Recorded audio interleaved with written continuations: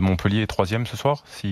Ouais. Alors en attendant Marseille, hein, notamment, d'ailleurs. Bien sûr que les autres jouent, mais voilà, ça passe un peu au travers. On aurait pu les mettre dans nos 3 points éventuellement, mais c'est vrai qu'ils arrivent comme ça, à la 3e place, mais finalement, voilà, on n'est pas surpris ni étonné, on s'en rend presque pas compte finalement. Mais maintenant ils ont 10 points, peut-être qu'en ayant maintenant ce capital de points, ils vont pouvoir espérer. Alors après, j'en attends pas vraiment plus de la part de Michel Desarcarian, mais peut-être qu'il peut donner un nouveau souffle à cette équipe en essayant peut-être, on a un capital, on essaye de voir plus loin et on essaye de mettre un peu plus de fantaisie et de panache dans notre jeu.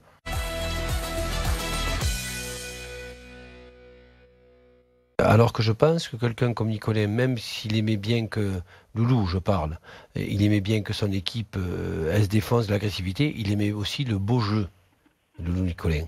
Et je pense que là, ces derniers temps, on est plus à la recherche d'avoir un maximum de points pour que le club soit tranquille. Alors on cherche une certaine stabilité au niveau comptable, notamment aussi. La stabilité, tu sais. Oui, ça suffit pas. Je dis pas que ça fait rêver.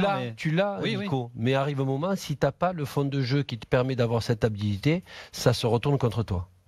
Non, ce qui est assez paradoxal, c'est que Montpellier, c'est la moisson, c'est la paillade, c'est Loulou, c'est la folie, c'est le panache. Non, on l'a pas. Mais voilà, tu choisis finalement un entraîneur qui est l'inverse.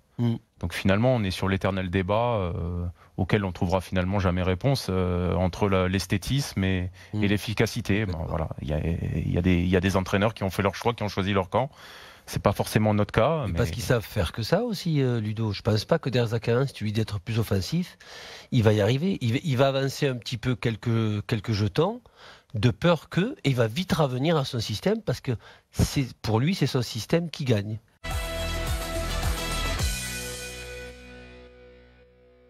Comment trouver le moyen de les faire jouer ensemble? Parce que là, pour l'instant, c'est vrai que c'est...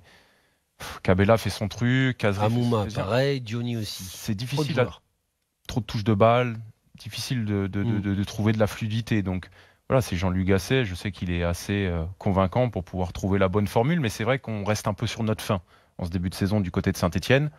Cependant, il y a encore du temps, et c'est vrai que vu la qualité, il faut juste trouver la bonne formule et puis savoir communiquer correctement pour mettre ces 4-là sur la même longueur d'onde.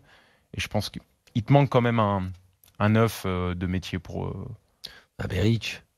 Beric est le vrai attaquant qui va rester devant le but. Et après, il pourra pas continuellement jouer avec les 3 qui gardent la balle.